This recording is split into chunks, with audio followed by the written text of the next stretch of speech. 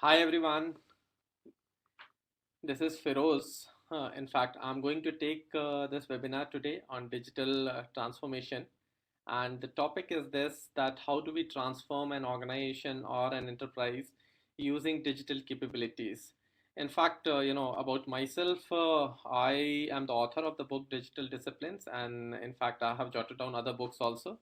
So I am there in IT for almost 20 years, have worked on to different companies, different Fortune 500 companies in different capacity in IT, starting from a developer till CIO's position.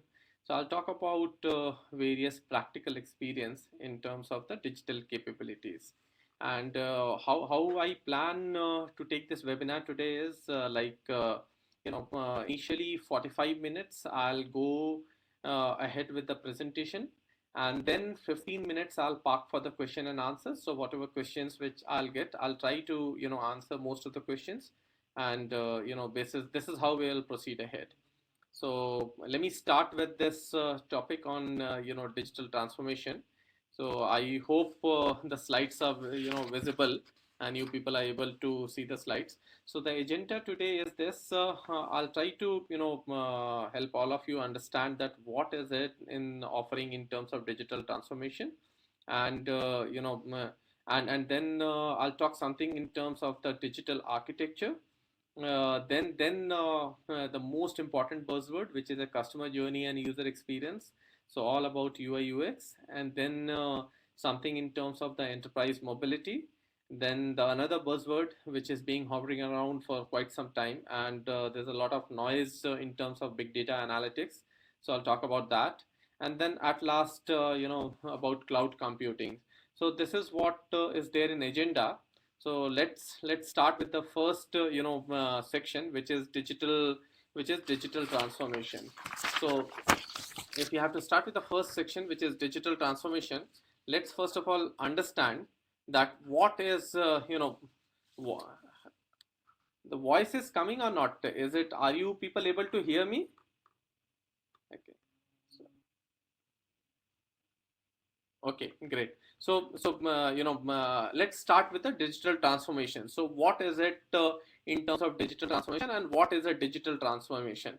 So in terms of digital transformation, if I have to say, see what happens, any organization which intends to transform its organization using digital capabilities is all about the digital transformation. So digital transformation is about about like various experience which you bring. So it's basically how do you enable an organization using digital capabilities.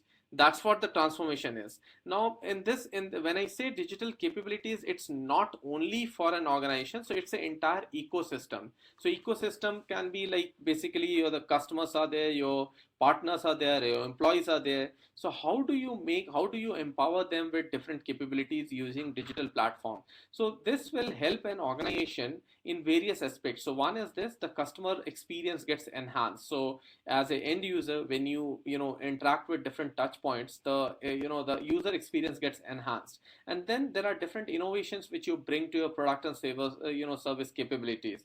Then obviously the marketing and distribution and the sales network that gets improved. So there's a lot of top line and bottom line addition which happens into the marketing and sales segment that gets improved. Even the digital fulfillment happens. So whatever you need to fulfill in terms of shared service or in terms of any capabilities, that that gets improved. So then let's talk about the corporate control.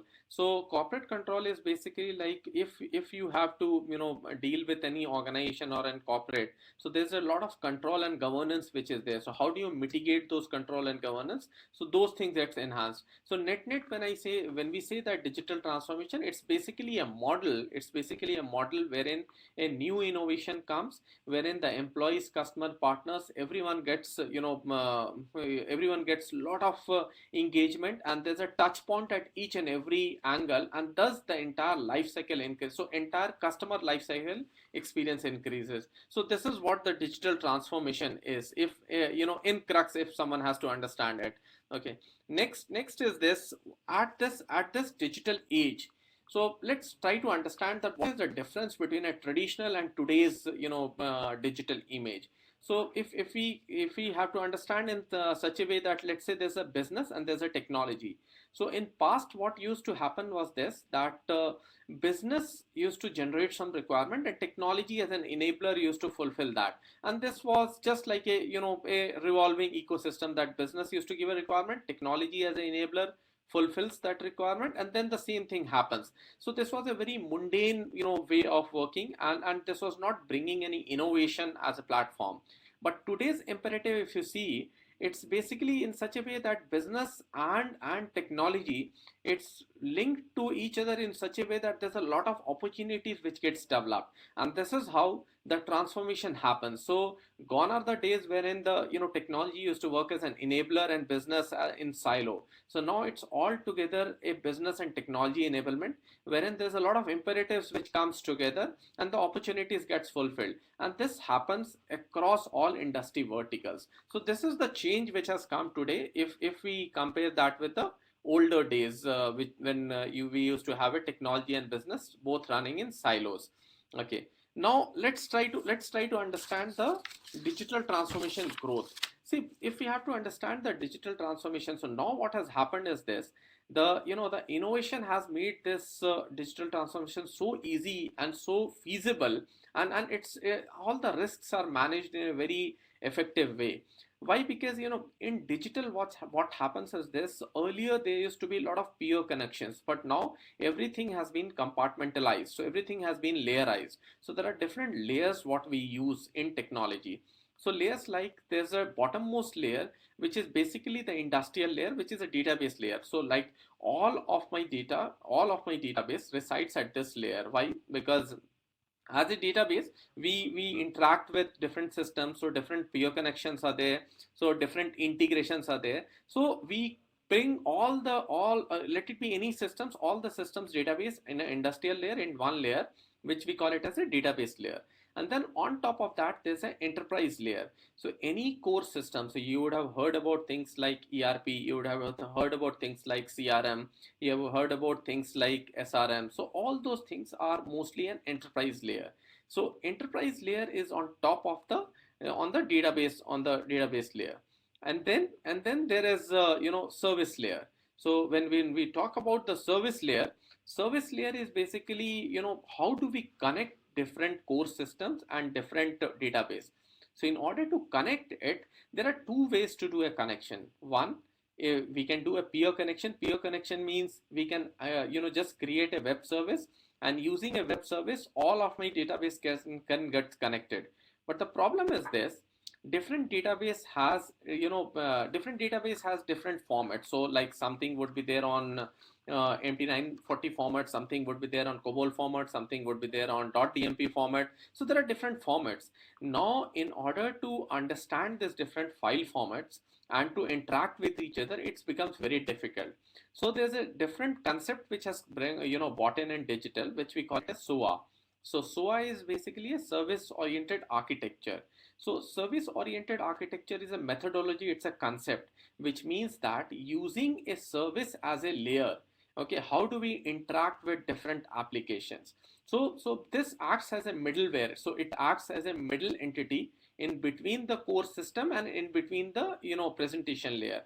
So this is so modular that anything can get connected with each other. So there are different products which has come as a part of the middleware. So like ESB is one of the product, it's IBM's product. It's even called as a IBM integration broker. So there's something called as Oracle Fusion. So there's Microsoft BizTalk. So there are different products which are available as a middleware, which acts as a SOA layer, service oriented architecture layer, wherein we can do process modeling, wherein we can do workflow management, wherein we can do different file format handling, those things. And then on top, the last is the application layer, which is basically the presentation layer, which gets exposed to the end user. So let's say you have a customer, you have an employee, or you have a partner, anyone who accesses the application or who accesses the core, they get exposed to this layer. So this is a presentation layer. So this is how the digital has brought in a new technology innovation.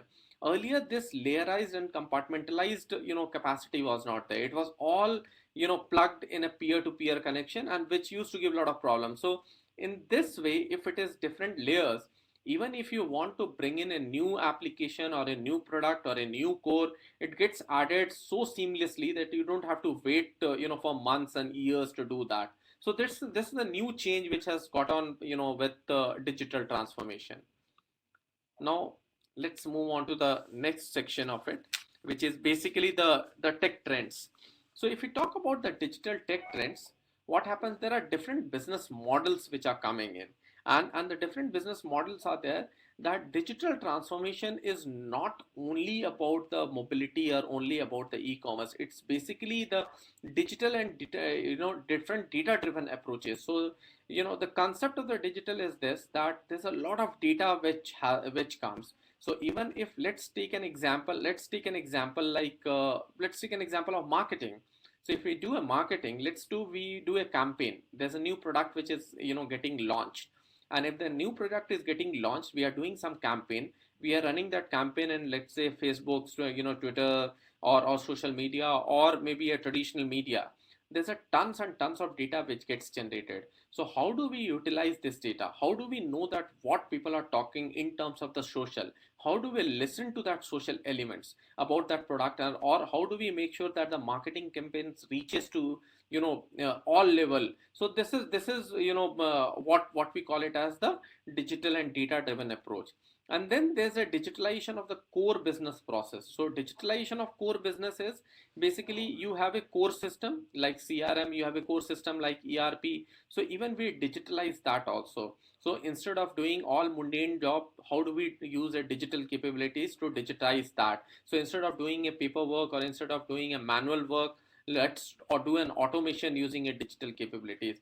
And then there are different digital capabilities like doing a agile. So agile is, how do we, using a sprint methodology, how do we make sure that everything is so agile that we do it very fast, and the new things can keeps on getting added. It's more iterative. So as and when we progress, we make changes. Then there is a scrum methodology. So all these things are there which comes in terms of the digital capabilities. So this is what is basically the digital capabilities. And if we see, these are the different trends which are coming, and this is the trend which is coming into the digital technology enablement part. Now let's move on to the next part, which is the new rules and the new opportunities. So if we talk about the new rules and the new opportunities, see what happens if we just talk about the tech disruption, so technology disruption versus the digital disruption. So these days the buzzword is this, the digitally, it's a lot of digitally, there's a lot of disruption which is being coming in. Okay. Now what happens is this, there's a lot of tech disruption which happens. So technology disruption, if you talk about, it's a very very long cycle and R&D. So there's a lot of time which it takes in terms of the technology, and there's a lot of R&D which has to be done in terms of doing this. And then there's a heavy capital investment, so it's a capex model. So there's a lot of capital expenditure which goes into this. So that's what the tech disruption is there. And then there are there's a segment by segment demarcation which happens. It takes years and years. It is cheaper but not better. So maybe cost wise, yes, we pay something less, but it's not always a optimal way. But when we talk about a digital disruption, in digital disruption, this happens in a rapid fire. So that means it happens very fast, very fast, and there's a lot of innovation is happening. And then there's almost a zero capital investment. Why? Because we use existing platform, or we use a OpEx model, and there's no rule to it. Ideally it's cheaper, and even if it is not cheaper, it's better, and it happens in months instead of the years. So this is the new paradigm shift which is happening in the digital transformation. So instead of using a tech disruption, we do a digital disruption wherein things happens very fast. Now let's try to understand the digital transformation in a mind-blowing rate. So if we have to understand that what is it that transformation is bringing onto the table, so let's take some example which has been so there are different surveys which has happened, and the result of the surveys, the analyst feels like if we talk about Facebook's mobile. the revenue rose from 0 to 50% only in 18 months. That was only why because there was a digital capability. Okay, if we talk about the, let's say, a connected device, so if you see 50 connected device per household by 2022 versus 10 today, so means like in our home we have TV, we have so many we have refrigerators, we have so many things which are connected. So IoT is enabled or internet enabled. So if we take a Sensex data, by 2022 at least every household will have 50 connected device which is going to come up. So this is the rapid change which is coming in. Then 30% more traffic at risk on mobile. So mobile data, if we talk about, the 30% more traffic would be coming in. Okay, next is let's talk about the tablet based e-commerce or a m-commerce. So a Sensex tells that 75% of all mobile commerce from tablets will happen by 2000. So by end of this year, 75% of all mobile and e-commerce will happen through tablets. Means any be it iPad or be it Android. So those things will happen through tablets. And more than 75% of the smartphone penetration will happen in US in 2017, which is also an analyst data IDC report which talks about. Okay, then 90% of the global data generated in last 2 years. So if we talk about the quantum of the data what we have, 90% of the data which has been generated is in last 2 years, and that comes only from digital. So from digital, at least 90% of the data which has already been generated in 2 years. So this is the tons and tons of data which is already coming in. Okay. Now let's understand this, that digital transformation is much more than mobile and e-commerce. There's a misconception that people think that digital is only about mobility or only about doing e-commerce. Like in India there's a Flipkart, so everyone thinks digital is only about Flipkart. No, it's not like that. So if we talk about today's trend, there's a lot of things which are coming into digital. So big data analytics, that's a scope, that's a part of the digital. Social, local and mobile which happens, that's a part of the digital. Shifting to cloud, so everyone is moving from on-premise to cloud these days. That's the digital. Then persistence connectivity. So if you see IoTs and all, there's a lot of persistent connectivity which happens. So that also comes from the digital transformation. Augmented reality, AR, VR, which is a virtual reality and augmented reality. That how do you want to showcase a product or maybe a service in an augmented way or in a virtual way. So that's a AR, VR which comes. 3D printing. So, gone are the days wherein you have to conceptualize something and then you have to explain that. So using a 3D printing model or a scanning model, you can really, translate that into reality. Then IoT, so Internet of Things. So, there are days wherein, in next 2 years or 3 years, you will see that refrigerators will come with the IoT fitted devices, wherein everything. So if suppose there's a milk compartment, so if the milk reaches a threshold level, automatically the signal will go to the nearest store to replenish that milk. So that's the new IoT concept which is going to come in. And then there's a new input device. So there's a lot of sensors and new input which keeps on getting plugged. So that's the new thing which is coming.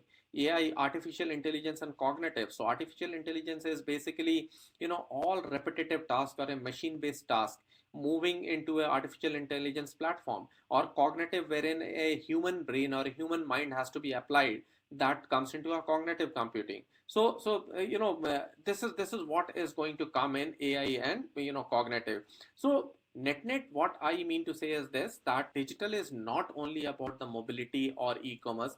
Digital is not only for the marketing. So half of the people think that digital is only marketing. So when we do a social, let's say SEO or SEM, or we do a social media campaigning, that's only digital. It's much more than that. That is only one of the component of the digital. Otherwise, digital transformation is much more than that. No. Okay.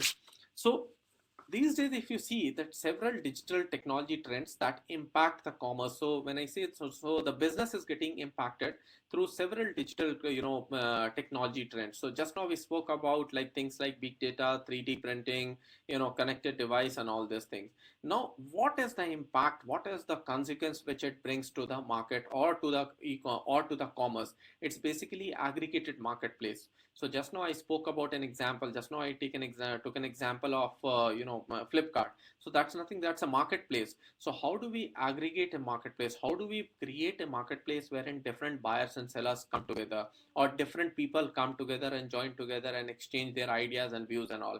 That's an aggregated marketplace which comes with the power of the digital capabilities. Then real-time location-based shopping. So you would have heard about things like beacon. So like basically, let's say if you are traveling, if you are going to some mall, and if you're you are very passionate about some gadget or some dress and all, how is it that the shopper, how is it that the shopkeeper knows that you are nearby? So there's a pop-up which can come on your mobile that, hey, you are very near to this store and this is what is there in the offering. So that's basically a location wise. So using a geofencing or spatial technology, shopping can also become an experience. Then there's a subscription model. So instead of buying something, you can always go on an opex model. That's the consequence, of that's the impact of the digital trend. There's a let's say showrooming. So if you go in a showroom and let's say using a digital capability, if you have to see some of your product, that using a virtual capability, how does it looks like you? So like for example, L'Oreal as a company, they have done something on the virtual reality, that if you go and stand in front of the camera, your pic would be taken, and then you just select the shades of your lipstick or something. Automatically, your picture will apply that particular lipstick and that particular, or maybe let's say you go to a fabric shop showroom, and then you just select any inventory. Automatically it will come out that how do you look in that particular cloth. That's basically the experience which is coming into the showrooming. And instant fulfillment. So instead of a so much time which it used to take earlier, it's very instant, it happens very fast. So these are the different impact which is going to come with the digital technology. Okay.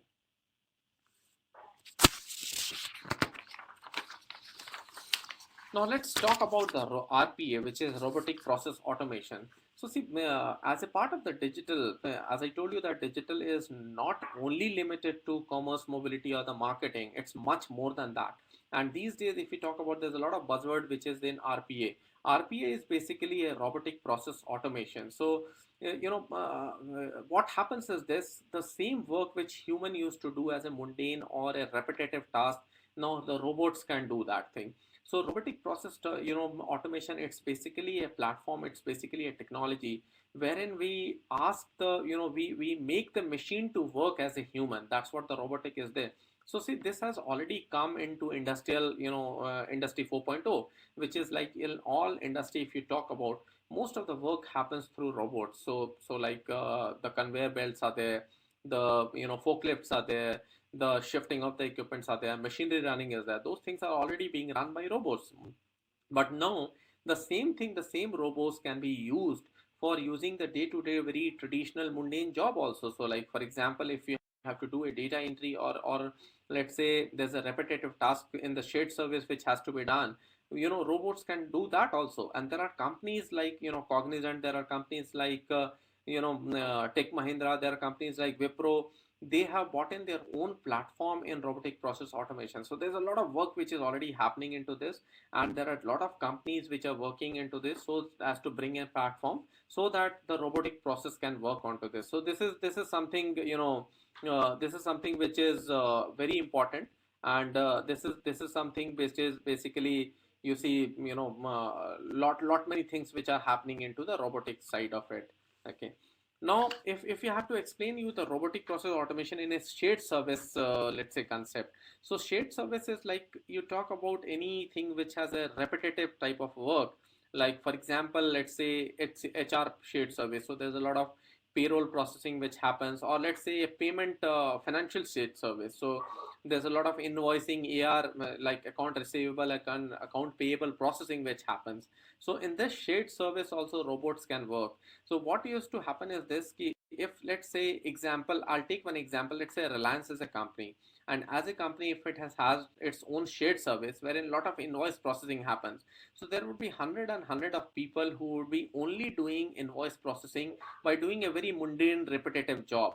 The same thing can be transferred through robotic process automation. So if you bring in robots, those robots as a part of the digital concept can transform your organization, and it can be a very low cost outsourcing model. So there has been some maths and some numbers which I would like to quote. So the maths and number tells that basis different analysis and basis different research. Like let's say if there's a outsourcing work, let's say in a shared service which goes for a 24/7 sort of an operation. So the cost of the onshore, if it comes per FTE, means per full-time executive full-time resource, let's say if it comes to 80K US dollar, okay, the same thing can be done on an offshore model wherein the person is not on site, the person is offshore, can be done in 30K US dollar. Now the same thing can be done in only 15K US dollar if it is robotic. So see the transformation which is happening. Like earlier, the things which used to happen on onshore, we used to pay 80K US dollar. Then the things shifted to offshore, things came to, the cost came to 30K US dollar.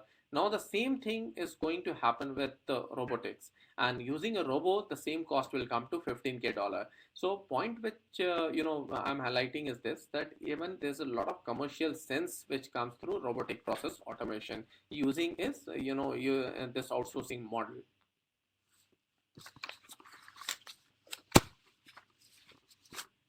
Now there are four main advantages which makes RPA, which is robotic process automation, attractive for the business. So there's a very fundamental question which comes, that what is it which RPA, robotic process automation, which will bring? Okay, so the fundamental question is this: it will bring speed to automation. Okay, and this is one of the very important point. Okay, so speed to automation is this: now earlier in a very enterprise days, anything which we used to do, any automation which we used to do, it takes years and months and all.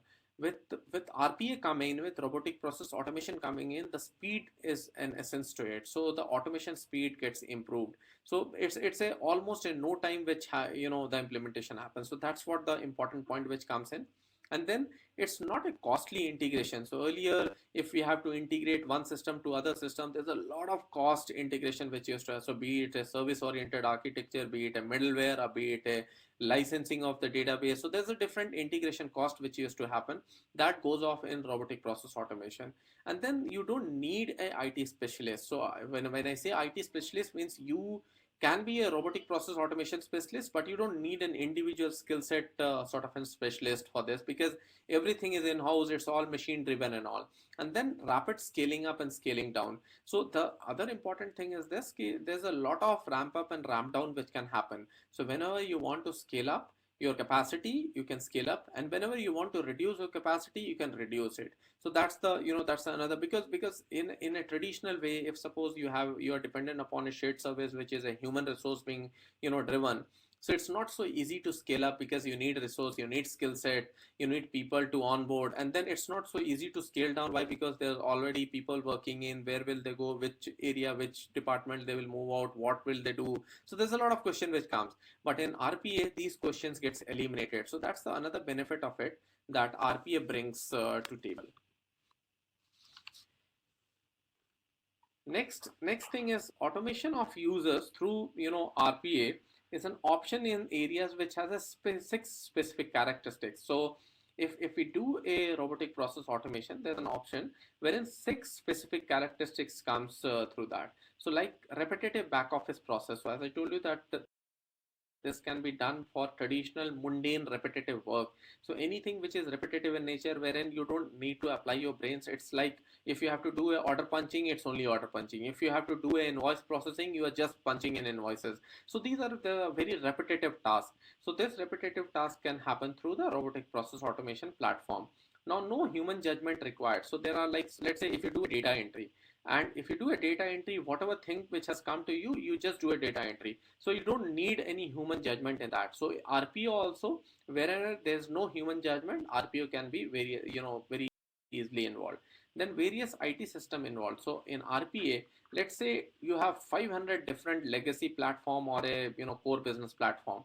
So be it any level or be it any numbers, you can use it for this. So it's in traditional system, if you don't have a RPA, it's very difficult to do that. But here there are different various IT systems which can be involved into RPA. and then problematic to send to offshore example. So like for example, RPA, if you have a RPA, there's nothing, no onshore, no offshore, there's no legal hassle, no regulatory hassle. So that's the another, characteristics of it. Then one-time activities with high volume. So, volume wise, there's no limitation because it's done by the machine, it's done by the platform. So there's no limitation to the volume. And then it's basically rule driven process. So just like a business process modeling, you just define your rules, you define your logic, or you define your flow, and it starts working. So it's primarily a rule driven process which happens through RPA.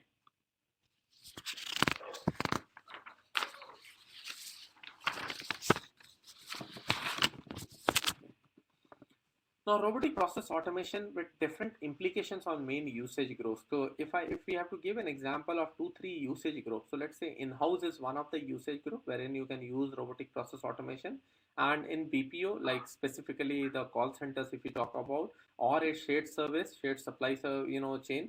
So that there also you use a, in BPO you can use a robotic process automation, and in a IT, shared service. So let's say you have a IT shared supply chain, there also you use. So the usage can be either in-house or in BPO or outsources, and all of this usage wherever you want to use it, the RPA is beneficial. Why? Because it is very quick and time effective. It is basically 24/7 available, so there's no downtime, there's no RPA which happens. And at the same time, if you want to use that for BPO service, you can develop your own automation product. So it can have its own logic, it can have its own, process flow, own business modeling, everything can be done, which can, which is very effective in terms of the, BPO service. And in outsources, if you say, any automation, it decreases the time. Or let's say if we have to do a outsourcing of the resources or outsourcing of any, energy, so that takes, time. So basically, RPA helps in terms of the in-house, or in terms of BPO, or in terms of the outsourcing. So these are the three places wherein, important three places I'll say, wherein the main usage of the RPA, which is robotic process, which can happen.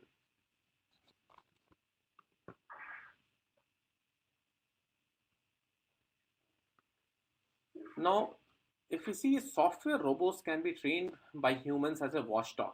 Okay, it's just like, you define a business flow, you define a logic, and the software robots work like that. So whatever we do as a human activity, the same thing can be done by the software robot. So basically, when we say RPA as a technology, so robotic process automation as a technology, it basically captures all the activities or all the work which a human activity does. It only does not applies any mind. Why? Because there's a flow which we give, there's a logic which we give, there's a program which we write for that, and that's how it keeps on, working. So it's basically a concept based, macros, just like doing a screen grabbing. So it's basically a programmatic concept based macros which we do, or it's basically a flow chart or a business process model wherein we do a lot of drag and drop option sort of a thing. So if suppose you have a workflow and you want to change that workflow, so you can do a drag and drop sort of an options. So that's what it does. So this is what the software, the robots which are software enabled, that's what it does. So with here, what I have done is this. I have completed the digital transformation side of it, which was one section. Now I'll move on to the digital architecture side of it, which is very important in terms of understanding the entire thing in the IT ecosystem. Because even if you don't have a right architecture, the right digital transformation cannot happen. So architecture wise, if we say architecture wise, so there's an important element called as a solution architecture.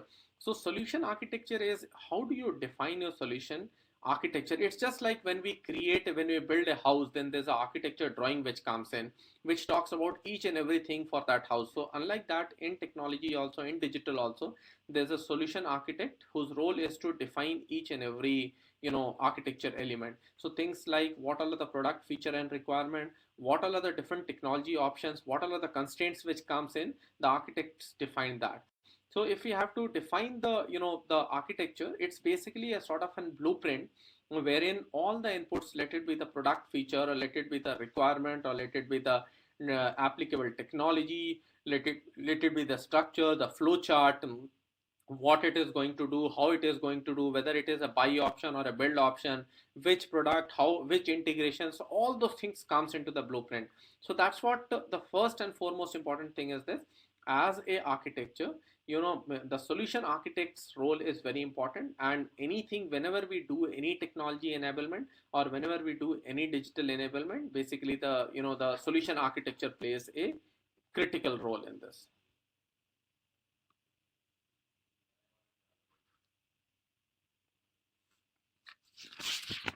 Okay. Now let's try to understand the how to determine the MVP. MVP is basically minimum viable product on a right trajectory. So in solution architecture, when we do any solution architecture, so when we define an architect, what we do is this: we create a MVP, which is a minimum viable product. So basically, if I have to help you understand what is a minimum viable product, so where do we stand today, and what will come out, let's say after 3 years or after the end of the project, in between, as an interim or as a milestone, can we do something which is a minimum viable product? So it's basically, it's basically a product which is a ready product. It's basically a tool which can be worked upon, but it has minimum functionality, it has minimum data. So it's not ready from all respect, but it's a sort of a first milestone or a stage gate wherein we see that minimal wise everything, all functionality is available. That's what a MVP is. So it's basically like, for example, if I have to take an example, let's say we take an example of a mobile app. So if we build a mobile app, what happens is this: whatever the app feature has to be there, if we have to get a very minimal working product, that is called as a MVP. And then as a stage gate, we review that, and then we do a lot of iteration and we move ahead with the another set of the feature. Now, how it is being developed? This is being developed in a very agile way. It's being developed in a very iterative way, wherein we keep on taking constant feedback, wherein we do a lot of iterations, and the minimum product comes in. So this is very good in terms of the digital capabilities, because it's a very agile way of working, that whatever we have to do, let's take a stab of that, and let's do a minimum product first. So not all functionalities are there, minimum functionalities are there, we see that yes, it is up and running, and then we move on to the next journey. So it's a interim stage gate way, way of working, which is called as the MVP, minimum viable product. Okay. Now we'll understand about the customer journey and the user experience. So this is a very important part. So customer journey and user experience, if we talk about, this is very important in terms of the digital ecosystem. Why? Because as I told you, when I started with the digital transformation, I told you that, be it your partner, be it your customer, be it your employees, how do you enhance the user experience? So that's what it's, the human centric design. So what does a human centric design tells? Human centric design tells that, actually is human centric design. Human centric design tells that as a user and as a human being, how do you think about it? So let's say you have a mobile app and there's a banking application. So as a user, how do you think that whether that's a right thing or not? So user experience is basically the flow, it's basically the functionality, it's basically the experience which comes when you work on top of that. That's what the user experience is there. So in digital way, in digital transformation, since we work for customers, we work for end users, we work for, let's say, partners. So how do we create a wow factor as an experience for that? That's what a customer journey is there. So when we blend the human thinking with that journey, that's what is basically the human centric design. Now, if you see this chart, if it is visible in front of you, you see that humanize the gap between organization and then end user. So that means just think about the human being, just think about the human centric thing, and minimize the gap between the organization or between the enterprise and the end user or the consumer who is going to use that. So there's a present reality and there's a preferred reality. Present and preferred reality is basically, what is it today, how do we do it today, and my preference is this, how do I want to become today. So that's tomorrow. So that's what the preferred reality is, and this is what the humanize the gap is. Now next is about the ethnographic qualitative research. So when we do a human centric designing, The other important thing for a user experience or a customer journey is to do ethnographic qualitative research. See, ethnographic qualitative research is basically, it's basically like how do you understand the human? So if I have to go, let's say I'm launching a product. My product is, let's say it's a new product which is a soap, beauty soap. So if I am launching a beauty soap as a product, how do I go to user and try to understand that what is their need and what do they have to tell about this particular product? So be it in the form of the, let's say, research questionnaire, be it in the form of the in-person interview, be it in the form of the other video interview, be it in the form of any form, traditional or social form, how do we try to pull in what is it that the user is thinking in his or her brain through doing a qualitative research. So there's a lot of quality embedded into this, and that's what the ethnographic research is. So any digital product or digital enablement, whenever we do, we make sure that there's a lot of ethnographic qualitative research which is being done so that we understand the user journey and we understand the customer journey very well.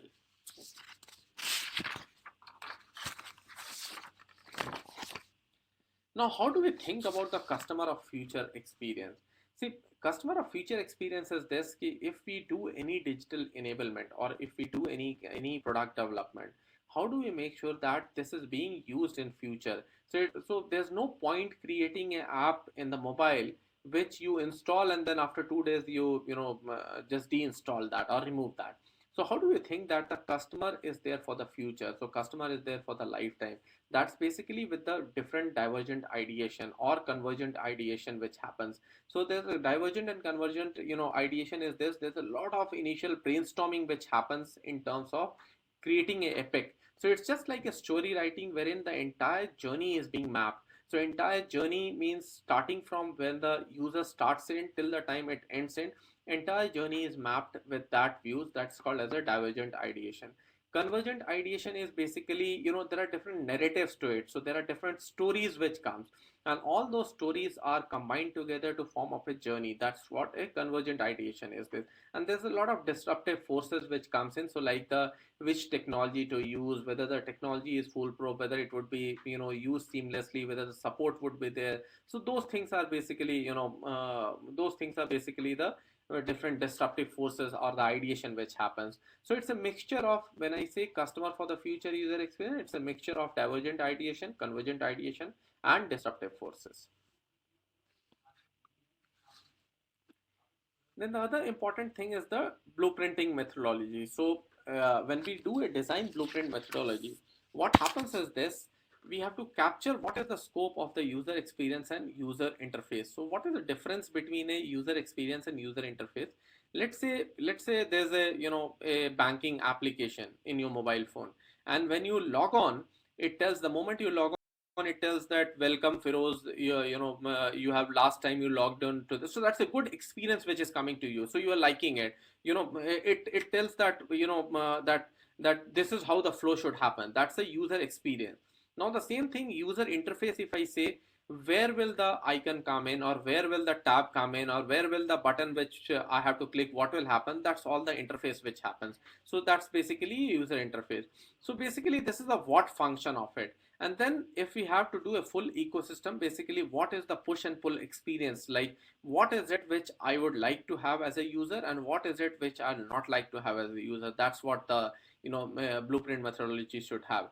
And then we have to balance it off. So there's something called as a high fidelity and low fidelity. High fidelity and low fidelity design is basically basically like if we have to do some digital disruption, or if we have to do a digital application or any digital transformation, we create an entire map. And when there's a macro level map which is being done, or a process map which is being done, which has all the design element, that's a high fidelity. But in order to start something and in order to break that into pieces, we do a low fidelity design, which is a very low level design with which some thinking and brainstorming happens. That's a low fidelity design.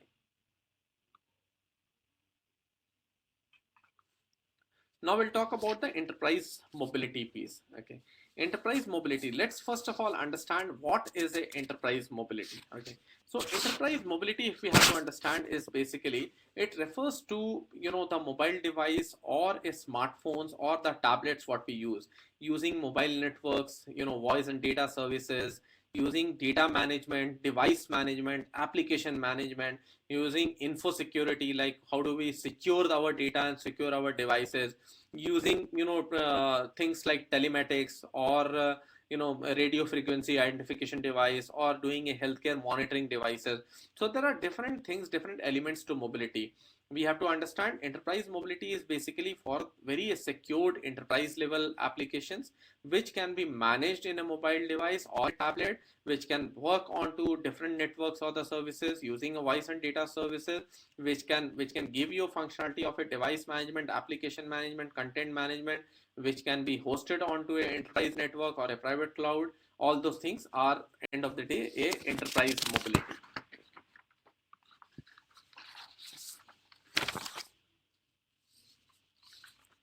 Now, enterprise mobility, be prepared to include this in your day-to-day life. So there are various things. So when we do a mobile application development, there are different ways to do a development. Either we can do a native development. Native means for a iOS we do a Swift or Objective C based development. For Android we do a Android Studio based development, or for a Windows we do a Windows HTML5 development. So there are different ways to do a development. There are UI, like user interface frameworks, which we use. In application, either we can have a native or we can have a hybrid. So there are technologies like PhoneGap, Xamarin, there are technologies like Pony, there are technologies like Titanium Accelerator, which can be used for hybrid. So hybrid is basically you do one coding which is applicable for iOS and Android both. So you don't have to do a separate coding. In native, you do a separate coding. And then there's a web application, like you create that into HTML or a UI5 language, which is basically a web browser host, and then using a wrappers you use that into a mobility. Then there's things like MADP, which is mobile application development platform. So in order to do all development, you can have a development platform wherein wherein you can have all mobile applications which can be developed over there. Okay.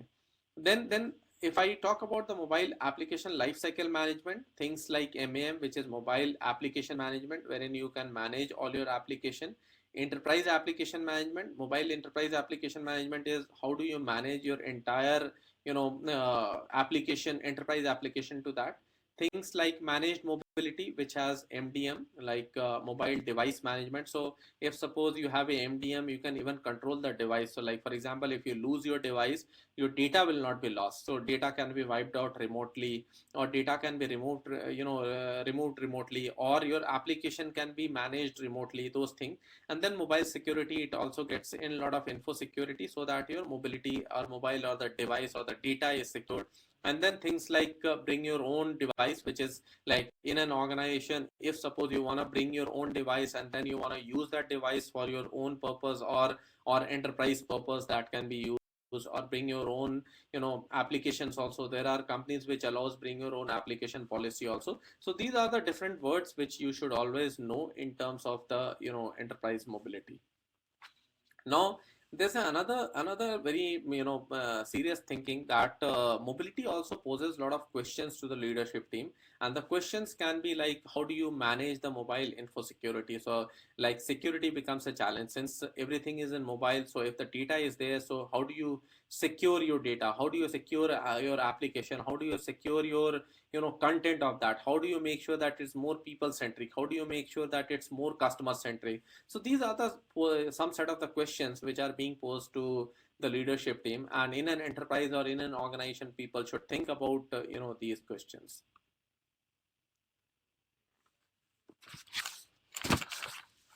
There are so if you talk about, there are often CIOs, like chief information officers, who are challenged with the divergent divergent needs with adopting mobility. So like as a CIO, what happens is this. I understand that the user need is basically, the end user wants that the ease of use should be there, the diversity of devices. So end user wants that I should be able to work on Android also, iOS also, Windows also. And the end user wants there are multiple apps which they want to use. But when we use enterprise mobility, there are challenges which come. So challenges is this key: how do I make sure that the security is there? How do I make sure that the device, if lost, can be so the data is not lost? How do we make sure that the app management happens, the application and the content management happens? How do you make sure that the total cost of ownership comes in, means the cost factor comes in? So these are the different challenges which comes in. So we have to balance in IT, we have to balance both of the challenges and the needs and the user needs. Now I'll talk about the big data analytics, which is the most important buzzword which is there. So if I have to make you understand the big data analytics, it's basically nothing. It's a unstructured data analytics. So when we do so in enterprise data warehouse, there's a lot of structured analytics which happens, and in big data analytics there is a lot of analytics which happens through the unstructured data. So things like large programs which are there, or the value based pricing which is there, or globally there's a lot of data which gets generated. Technologically there's a lot of data which gets generated through IoTs and through sensors. Data gets generated. So how do we balance that? That's what the big data analytics is this. And the important part is this: if you see the big data analytics, it's driving a key trend change. So key trend change is this: big data machine learning. So like there's a tons and tons of data which comes from machines from the shop floor. Software for impact. So there's a lot of data which gets generated from the software. Uberization. So when we see Ola and Ubers of the world, there's a lot of data which gets generated through the geofencing and geolocation based things. Innovations which happens like through innovations also. So these are the different trends which are there, which are driving the need of the analytics, and which are driving the need of the discount, which are driving the needs of the learning. So this is what the big data analytics is. Now, another important part, if we have to say, data analytics can add values in three different ways. One is this: how do we do analytics and modeling? So like there are different data and different business process modelings which has to be done. So different algorithms which needs to be written on that. And then when the algorithm is written, how do we visualize that? How do we see that? How do we create dashboard and presentation? That's a visualization. And then there's a data transparency and integration. If we have to integrate that, how do we integrate that to different different questions? Next is this: if we have to extend the capabilities, where do we want to? So in data, if you see, there is a raw data. If you want to go on to a higher level, then we can have a clean data. Then we have a very standard report. On top of standard report, we can have OLAP, which is basically online analytical processing. On that, we can have a predictive modeling, that how do we forecast something, how do we predict something. On top of that, we can predict and act. Like there's something like wherein you can even take an step to resolve the issues and queries. So all these things happens through different modeling. All these things happen through different technology level. Now if you see this is basically a very high level chart of the enterprise data warehouse, wherein when we create an analytics pool, we can pull data from the structured database, from unstructured, or from semi-structured. All these things can come together to give you analysis, to give you a formation wherein we can analyze the data. Using a portal or using a visualization layer, we can just analyze whatever data we have gathered in. Same thing, everyone is talking about big data all over the press and trending sharply. So in Google also, if you see, there's a lot of big data buzz which is coming on day to day. But the question is this: what is all the big data about? So big data is all about your volume, velocity, and variety. So a huge volume of data, huge velocity with big speed, and different varieties of data. All those things can give you different values and a different model change. That's what the big data brings to the table. And if you see the big data platforms, more and more complex data can be processed over there. So whatever, so be it volume, velocity, and variety, whatever complex data do you have, those can be processed. So be it from ERP, CRM, web, anything which comes in, these are more structured one, but anything which can come from ERP, CRM, and web, those things can be analyzed together or put together along with the unstructured to give you a big data analytics. So it handles more and more complex scenarios and more very difficult scenarios in big data. Now the question comes is this: why big data is so important? It is so important, as I told you, why? Because it handles trillions and trillions of data. It handles so many petabytes of data. It handles different formats of data, all the social data. So there are different means by which it is important, and that is the reason it is so important in today's world. If we talk about the architecture, big data architecture piece of it, big data architecture is basically, we have a different form. So we have a data lake, and then we have a loading format wherein we load that data, and then that goes to applications wherein we can use that data. So a data lake is more of a repository wherein we have the data, and then the same thing is processed by a loading process to the application wherein we use it. If I have to just explain you what is a data lake is a repository wherein all the data in the native format can be kept over there. So you don't have to structure it, or you don't have to put it a row and columnar. All the data in the native format, be it video, be it text, be it audio, native form, it is kept over there. That's the data lake which is there. Now, semi and unstructured data handling is also a new science of the analytics. Like basically, there's a data which comes out from shop floor, sensors or instruments or panels. So those things which comes out from these things can be handled through the semi and structured data, unstructured data, and big data is capable of handling all this data. Okay. Now coming on to my last topic, and then I'll take a couple of questions. So my last topic is in terms of the cloud computing. So if we say what is cloud computing? So cloud computing is basically, cloud computing is basically, anything, any compute power which we bring to cloud. So if we don't want to have a capex model, we want to move on to opex model, we can move our servers to cloud. So using someone else infrastructure or someone else technology, we can use that. Now as a cloud service, we have SaaS, software as a service, like things like salesforce.com, that's a service as a service. Platform as a service, like wherein we get the OSDB, everything. Microsoft Azure is a platform as a service. Infra as a service, wherein we get only infra, we don't get the only servers and computes and storage, those things we get. Then we have different modes of cloud. So we have public cloud, we have private cloud, and hybrid cloud. So public cloud is things like wherein Amazon and Google, those are public cloud wherein anyone can reach into that and do a compute power. Private cloud, which is there only for some organization, so they have created their private data centers wherein which can be used for an organization. And hybrid cloud is a mix of both of the things. That's a hybrid cloud. So that's it for my presentation today. So I was about to cover only this. Now I'll take one of the question, because time is almost completed. So I'll say a big thank you to all of you, but I'll take one question due to the scarcity of the time. And since the time is not left, so that's the reason I'll take only one question. So the question is there, which is ERP CRM is already a digital technology. What is mean by digitizing it? See, ERP and ERP and CRM, when you say enterprise resource planning and when you say customer relationship management, this is basically a enterprise level technology or enterprise level platform which has digital capability. So ERP and CRM is not truly a digital platform and digital technology. It's basically an enterprise platform having an enterprise technology, but this has all many capabilities and many offerings as a part of the digital technology. So when we say digitizing it, let's say you have a SAP as a ERP and you have to create a purchase order or a purchase requisition or a sales order. Now you have to go into SAP, or if you have to go into Oracle to do that. Can we do that through using mobile capability? Or let's say we have already punched in an order. Can my customer know the status of the order using a mobility or a mobile device? That's what the digitizing means. So I have a core. Now the same core can be digitized using different ways. That's what the digital capabilities is this.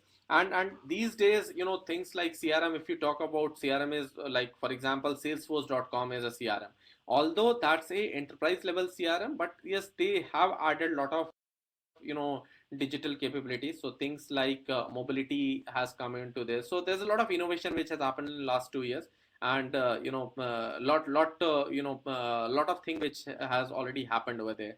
So this is how I'll explain. That's ERP and CRM, although it's an enterprise capability, enterprise platform, but yes, there are things on digital platform, digital technology, and the vendors are also digitizing it. That's what that is. So with this, I think I'll wrap it up. It was a very nice session. So although I did not interact with all of you, but I can see a lot of tweets which are coming in. So that's very good. And hopefully I will see you somewhere soon. So in any other webinar or any other technology session and all, I'll be there. And those who know me, feel free to reach out to me. I'll be more than happy to help you. Happy reading of my book. So, you guys should go and read my book, which has all these sections in very detailed, and that's it. So, thanks, and thanks a lot.